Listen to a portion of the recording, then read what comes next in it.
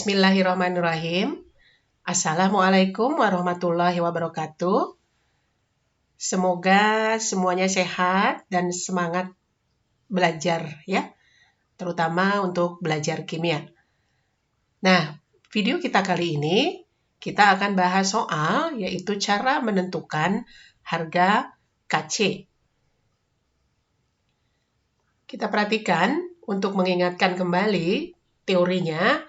Apabila ada suatu reaksi kesetimbangan, maka untuk mencari konstanta kesetimbangan, yaitu menggunakan rumus Kc sama dengan konsentrasi produk dibagi dengan konsentrasi dari reaktan. Kita lihat soal nomor 1. Ya, kita diminta untuk menuliskan konstanta kesetimbangan dari reaksi 2NO2 gas menghasilkan 2NO gas tambah O2 gas. Karena di sini reaksi kesetimbangan, maka kita diminta untuk menuliskan ya rumus atau untuk menghitung, nanti digunakan untuk menghitung harga K-nya. Nah, kita lihat di sini bahwa kesetimbangannya bersifat homogen karena semua fasa dalam persamaan reaksi ini sama, yaitu fasanya semuanya gas. Apabila fasanya berbeda, maka dinamakan kesetimbangan yang heterogen. Nah, bagaimana rumus K-nya?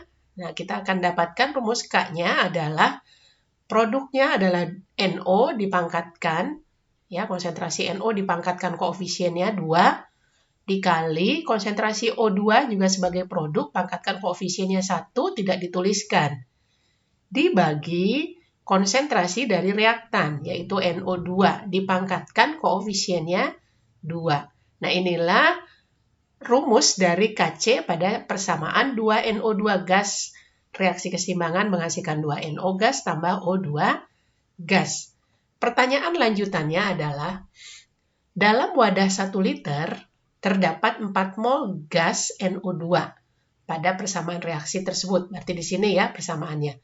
Membentuk 1 mol gas O2. Jadi terbentuk O2-nya sebanyak 1 mol. Seluruh wadah itu adalah volumenya 1 liter. Ingat bahwa reaksi kesetimbangan itu pada video sebelumnya sudah dibahas, itu berlangsung pada wadah tertutup. Ya, jadi harus tertutup sehingga volumenya dianggap sama semua. Tidak ada gas yang keluar. Itu 1 liter pada soal ini. Pertanyaannya adalah berapakah harga Kc-nya? Nah, di sini kita harus mencari nanti berupa angka ya, gitu. Karena di sini sudah dicantumkan jumlah dari masing-masing zatnya.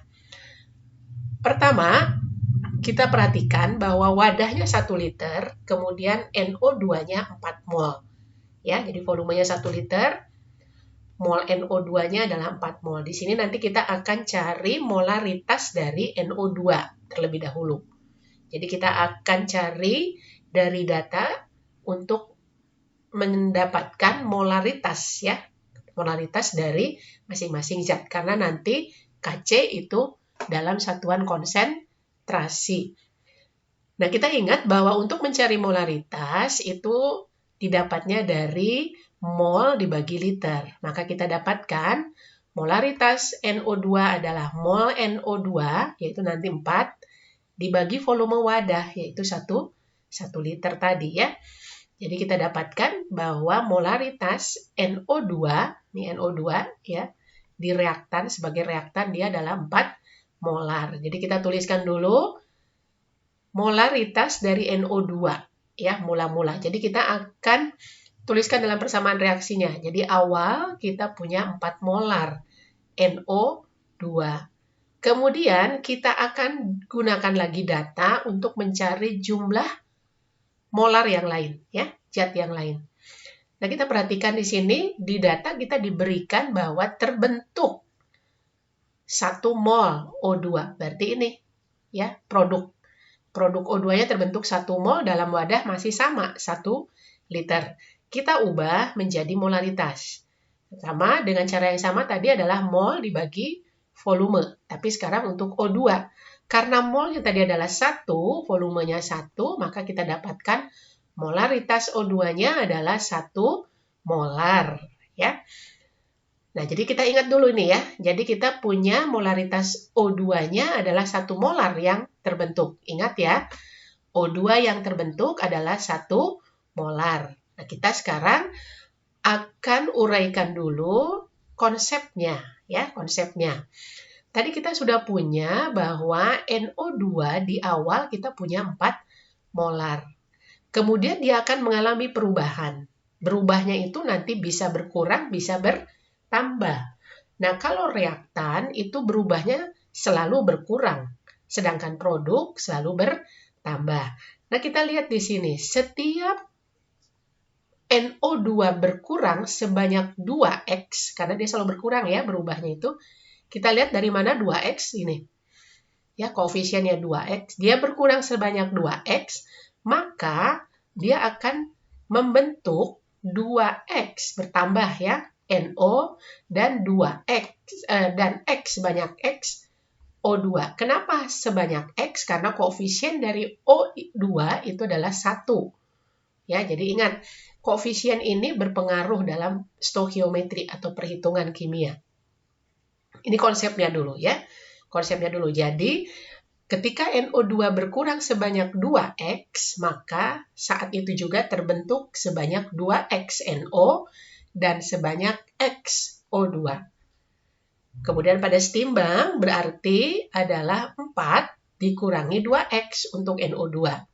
Kemudian setimbang untuk NO adalah sebanyak 2X yang tadi dia bertambah atau terbentuk ya, terbentuk sebanyak 2X tadi. Dan untuk oksigen adalah sebanyak X.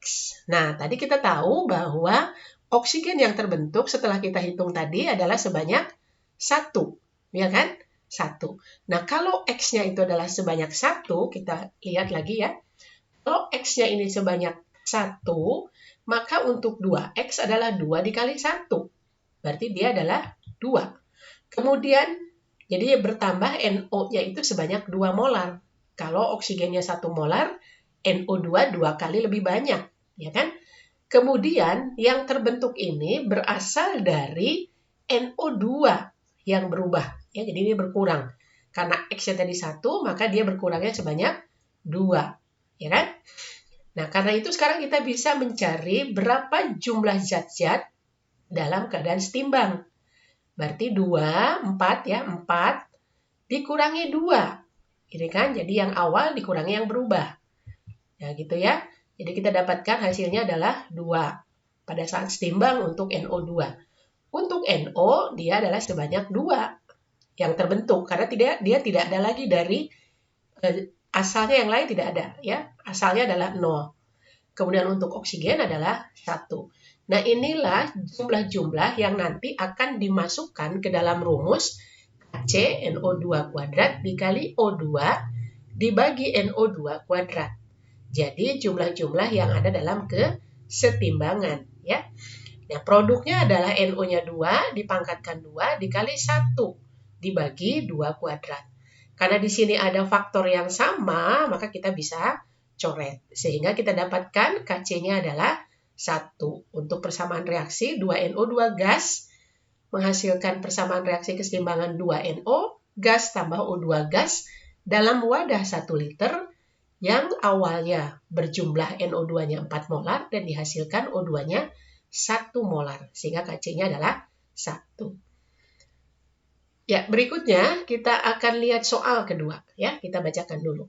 Dalam ruang 2 liter dicampurkan 1,4 mol gas CO dan 1,4 mol gas hidrogen.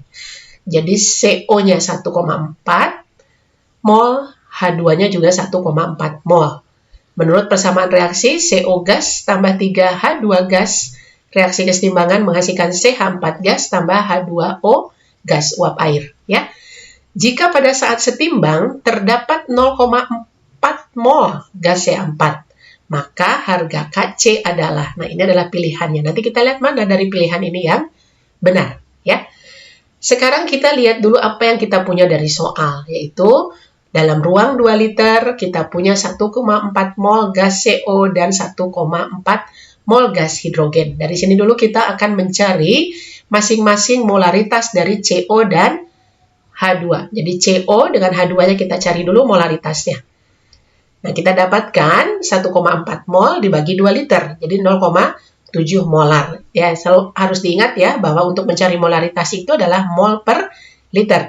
Jadi CO kita punya 0,7 molar. Ya, kemudian H2-nya juga sama, karena dia sama-sama 1,4 mol, maka dia juga molaritasnya adalah 0,7 molar. Kita simpan dalam persamaan reaksi. Kita tuliskan lagi persamaan reaksi keseimbangannya. Kemudian kita tuliskan awalnya CO adalah 0,7 molar dan H2-nya 0,7 molar. Molarnya kita tidak tuliskan. Ini hanya untuk menyederhanakan agar penulisan di sini tidak bertumpuk ya. Gitu. Jadi tapi tadi kita sudah mendapatkan 0,7 ini dalam satuan molar. Yang berikutnya kita akan lihat dalam soal juga kita dapatkan bahwa masih dalam wadah 2 liter, berarti dalam ruang yang sama, itu dihasilkan 0,4 mol gas CH4 dalam setimbang. Maka kita cari dulu molaritas dari CH4. Dengan cara yang sama itu mol dibagi liter. Sehingga kita dapatkan 0,2 molar. Nah, 0,2 molar CH4 itu dalam setimbang. Ya, jadi kita menempatkannya nanti pada persamaan reaksi ini pada saat setimbang CH4-nya berarti di sini. Ya kan? Di sini nih, di 0,2 molar itu di CH4 pada saat setimbang. Kemudian kita lihat ya bahwa koefisien CH4 dengan H2O adalah sama. 1 perbandingannya, 1 berbanding 1. Sehingga kita juga dapat menentukan bahwa H2O yang terbentuk adalah sebanyak 0,2 molar. Nah, 0,2 molar pada saat setimbang, yaitu CH4 dan H2O, itu berasal dari CH4 dan H2O yang berubah atau bertambah ya dari reaksi CO dengan 3H2 gitu. Ya, jadi kita pindahkan ke sini 0,2 itu yang pada saat setimbang itu adalah sama dengan pertambahan CH4 dan H2O dari reaksi keseimbangan di atas. Kemudian kita cari berapa banyak H2 yang berubah, artinya yang bereaksi ya, yang bereaksi atau akan berkurang. Nah, kita lihat koefisiennya 3 dibandingkan CH4 dan H2O, maka di sini H2